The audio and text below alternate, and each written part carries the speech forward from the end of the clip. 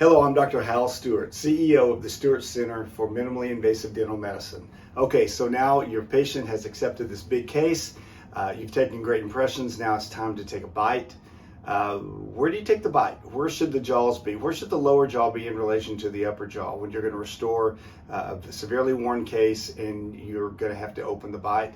That's a question that's perplexed dentists for decades, and so many dentists don't really know how to take an accurate bite. They just kind of throw caution to the wind and hope they get the right one.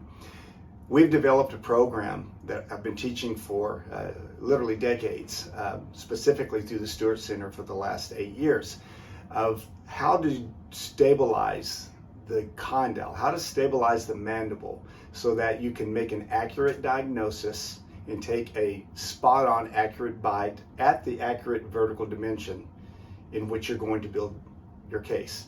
When you do this, you have the confidence of knowing that the vertical dimension is correct, you're going to get maximum aesthetics, and most importantly, you're going to get maximum function, and the patient's going to have maximum comfort, and everybody wins when you do that. So I'd like to invite you to check out our website, thestewartcenter.com.